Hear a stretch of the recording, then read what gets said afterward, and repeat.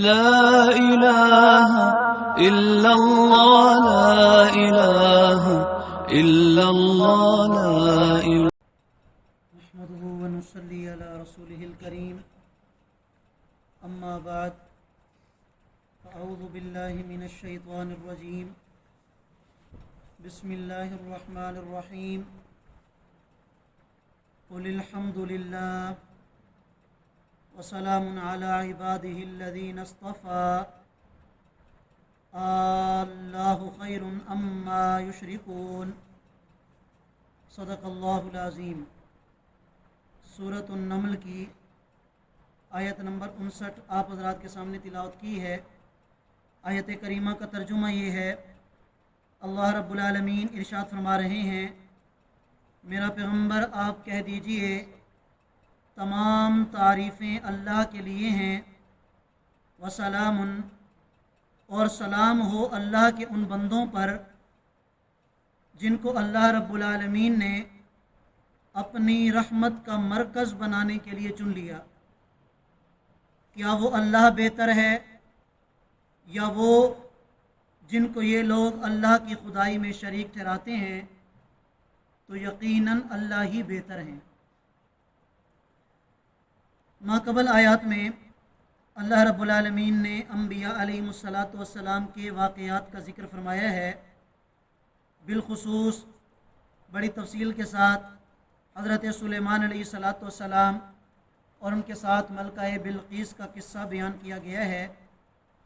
آج جو آیت کریمہ آپ حضرات کے سامنے تلاوت کی ہے، اس آیت کریمہ میں اللہ رب العالمین انبیاء علیہم السلام کے بھیجنے کا جو مقصد ہے اور ان کی بعثت کا جو مقصد ہے، اس مقصد کی طرف اشارہ فرما رہے ہیں.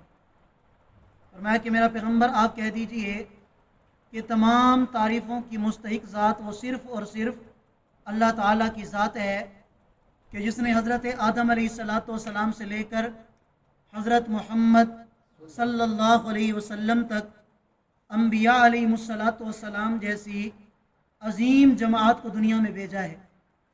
اگر ہر پیغمبر کی طرف نظر ڈالی جائے تو پتہ چلے گا کہ وہ ذات کتنے کمالات والی ذات ہوگی کہ جس ذات نے اتنی کمال والی ہستیوں کو اس دنیا میں بھیجا ہے، حضرت آدم علیہ السلام سے لے کر حضرت محمد صلی اللہ علیہ وسلم تک.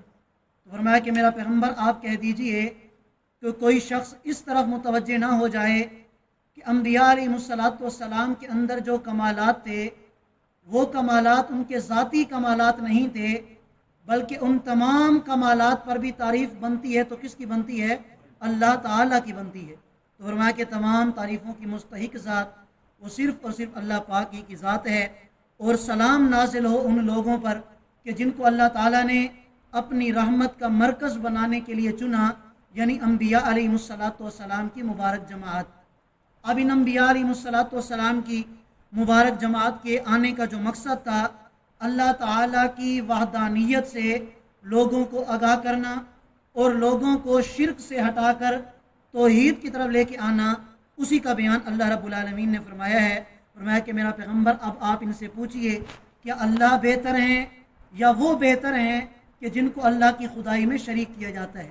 تو اس میں تو کوئی شک و شبہ کی گنجائش ہی نہیں ہے کہ اللہ سے معاذ اللہ یہ لوگ بہتر ہو سکتے ہیں کہ جنہیں اللہ کی خدائی میں شریک کیا جاتا ہے، بلکہ اللہ ہی کی ذات پوری کائنات سے اور تمام انسانوں سے بڑھ کر اللہ ہی کی ذات ہے. آگے اللہ رب العالمین نے اپنی اس وحدانیت پر ایسے عظیم عظیم دلائل بیان فرمائے ہیں کہ جن سے واضح معلوم ہو جاتا ہے کہ واقعی اللہ کی وحدانیت میں اللہ کا کوئی بھی شریک نہیں ہے. فرمایا امن خلق السماوات والارض، میرا پیغمبر آپ ان سے پوچھئے بھلا وہ کون ہے کہ جس نے زمین و آسمان کو پیدا کیا، وَأَنزَلَ لَكُم مِّنَ السَّمَاءِ مَاءً، وہ کون ہے کہ جس نے آسمان سے تمہارے لیے پانی نازل کیا؟ تو یقیناً وہ کون ہے؟ اللہ ہی کی ذات ہے. فَأَنبَتْنَا بِهِ حَدَائِقَ ذَاتَ بَهْجَةٍ، پھر اسی اللہ نے اس پانی کے ذریعے بڑے بارونق باغات کو پیدا کیا. مَا كَانَ لَكُمْ أَن تُنبِتُوا شَجَرَهَا، اللہ فرماتے ہیں کہ تمہارے بس کی بات نہیں تھی کہ تم ان کے درختوں کو پیدا کر سکتے. اِلَٰهٌ مَّعَ اللَّهِ، کیا اب بھی تم یہ کہتے ہو کہ اللہ کے ساتھ کوئی اور خدا ہے؟ ہرگز نہیں.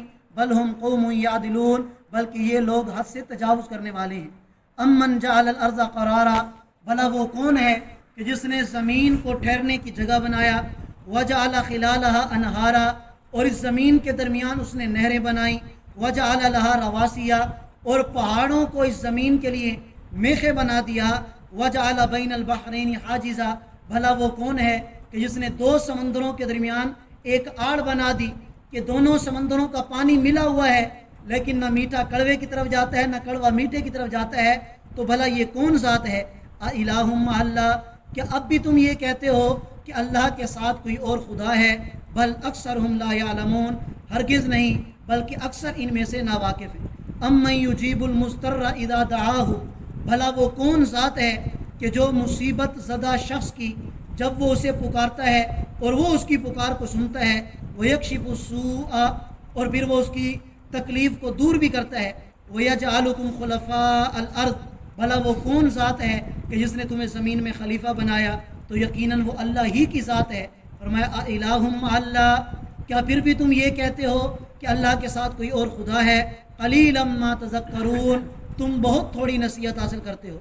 امن یہدیکم فی ظلمات البر والبحر، بھلا وہ کون ذات ہے کہ جو تمہیں راستے دکھاتی ہے خشکی اور سمندر کے اندھیروں میں، ومن یرسل الریاح بشرا بین یدی رحمتی، بھلا وہ کون ذات ہے کہ جو ہواؤں کو بھیجتی ہے جو خوشخبری سناتی ہیں بارش کی اللہ کی رحمت کے برسنے سے پہلے۔ الہ مع اللہ، کیا پھر بھی تم کہتے ہو کہ اللہ کے ساتھ کوئی اور خدا ہے؟ تعالی اللہ عما یشرکون، اللہ تعالی جو یہ لوگ شرک کرتے ہیں اس شرک سے بہت بلند و بالا ہیں۔ امن یبدأ الخلق، بھلا وہ کون ذات ہے کہ جس نے انسانوں کو پہلے پیدا کیا، ثم یعیدہ، پھر ان انسانوں پر موت آئے گی، پھر اللہ ان کو انسانوں کو دوبارہ پیدا کرے گا۔ ومن یرزقکم من السماء والارض، بھلا وہ کون ذات ہے جو تمہیں رزق پہنچاتا ہے آسمان سے زمین سے۔ الہ مع اللہ، کیا پھر بھی تم یہ سمجھتے ہو کہتے ہو کہ اللہ کے ساتھ کوئی اور خدا ہے؟ قل، تو میرا پیغمبر آپ کہہ دیجئے، ہاتوا برہانکم ان کنتم صادقین، تو پھر تم بھی تو کوئی دلیل لے کے آؤ اگر تم اپنے اس دعوے میں سچے ہو کہ نہیں اللہ کے ساتھ دوسرے بھی خدا ہیں، اللہ کی ذات و صفات میں کوئی اور بھی شریک ہیں، تو ان کے شریک ہونے پر کوئی دلیل لے کے آؤ۔ اللہ نے اپنی وحدانیت پر یہ دلائل بیان فرما دیے، اگر تمہارے پاس کوئی جواب ہے تو وہ جواب لے کے آؤ، ان کے معبود ہونے پر تمہارے پاس کوئی دلیل ہے تو وہ دلیل لے کے آؤ۔ تو یقینی بات ہے کہ ان معبودان باطلہ کے معبود ہونے پر ان کے پاس کوئی بھی دلیل نہیں، اور اللہ نے اپنی وحدانیت پر ایک نہیں ہزاروں نہیں لاکھوں کی تعداد میں پورا قرآن کریم کا حرف بحرف زبر زیر پیش ہر چیز سے اللہ تعالیٰ نے اپنی وحدانیت کو ثابت کیا ہے۔ تو ہر مسلمان کو یہ عقیدہ اور یہ نظریہ ماننا پڑے گا کہ واقعی اللہ تعالیٰ وحدہ لا شریک ہیں، اور ان کی وحدانیت میں ان کی ذات و صفات میں ان کا کوئی شریک نہیں۔ کائنات بھی انہوں نے اکیلے بنائی، کائنات کی ہر چیز کو انہوں نے اکیلے بنایا، اور اس پوری کائنات کے نظام کو چلانے میں بھی وہ ذات کسی کی محتاج نہیں ہے۔ اللہ ہم سب کو سمجھنے اور عمل کرنے کی توفیق عطا فرمائے۔ جزاک اللہ۔